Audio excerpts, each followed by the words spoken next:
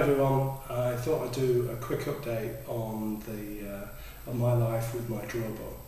Now, you know the last episode that I did, I was kind of putting it together here, and that's been about 2.5 months ago, and I've been living with it, and I've got two 1 terabyte discs which you saw me putting in when I was on the last show, and I've now subsequently put a 250 gig SATA disk in as well, so 2.25 terabytes worth of capacity, which has probably come down to about 1 terabyte worth of actual storage to use with all the parity and mirroring that's going on within the device.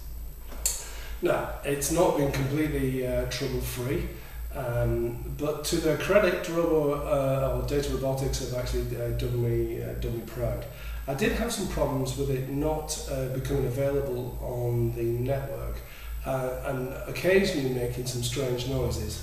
Now, that was a bit worrying considering that I just moved it off a FreeNAS box, which had a bit of a head fit, and decided that it wasn't going to work.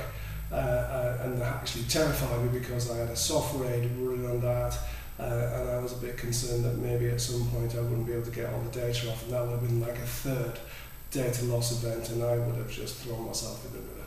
Anyway, it didn't, and I managed to get all the stuff transferred over, so that's cool.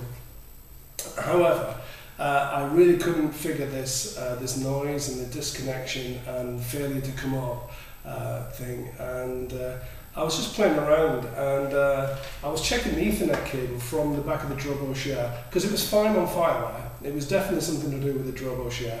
And these Ethernet cables are quite chunky affairs that come with the device, and I thought I'll just try a different Ethernet cable in, and lo and behold, if it doesn't work properly after that. So I borrowed an Ethernet cable to be able to do that, and I've subsequently replaced it with one of my own, and it works a treat.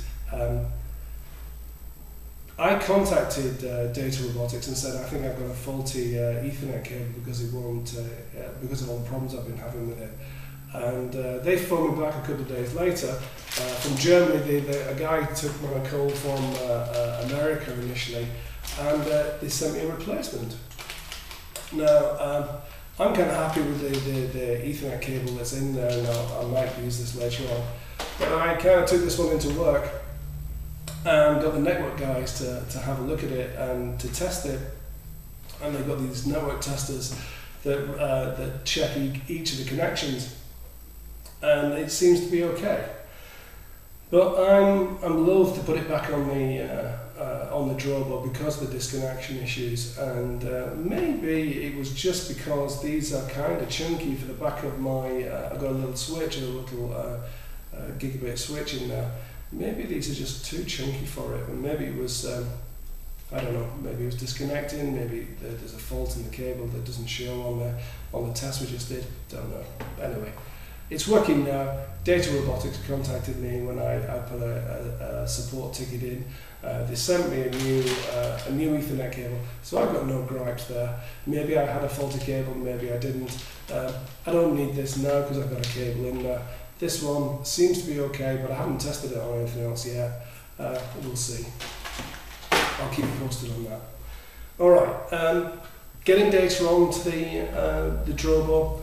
I don't know if I remember telling you, I had a FreeNAS box beforehand, and that was quick. It really was quite a super setup, and I'd recommend it to anybody that wants to do that. The FreeNAS box is a good solution. However, the Drobo is a complete no-brainer. You know, it's like an iPod for disk storage. Simple as anything. Okay, that said, so they're two different camps, so there's no overlap really, apart from them being storage. They're just different animals. Now, started to put data on it, and I had a lot of data to put on it. Like I said, about 1 terabyte worth of data to get back onto this baby. And I thought, well, the best probably way is to connect via a Firewire connection, and that worked a treat. And after I'd had the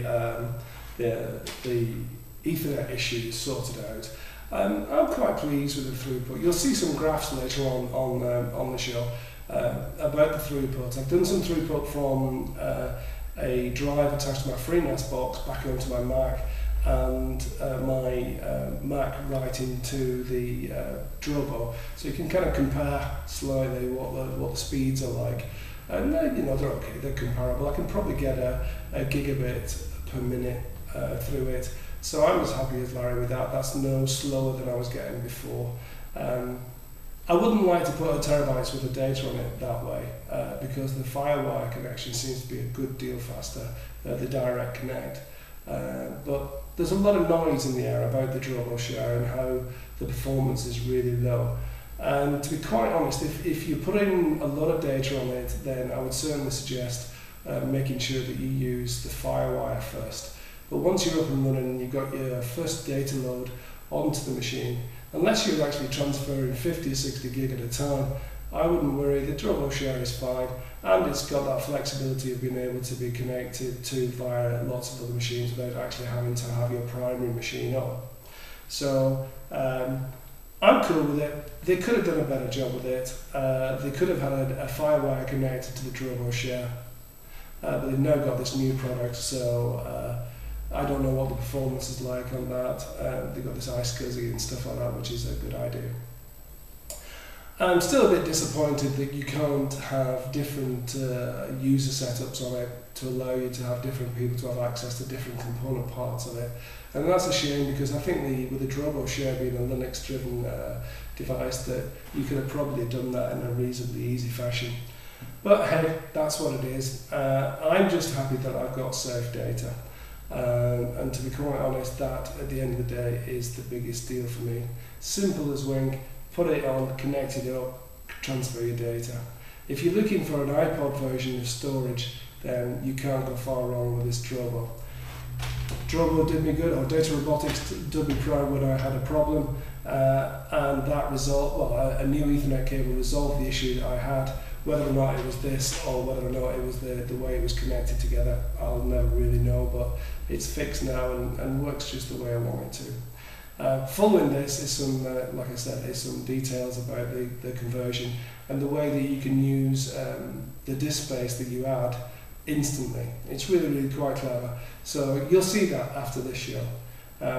Stay tuned. I'll probably have some more stories to tell about that Drobo in the next couple of months. So stay tuned, and I'll see you soon.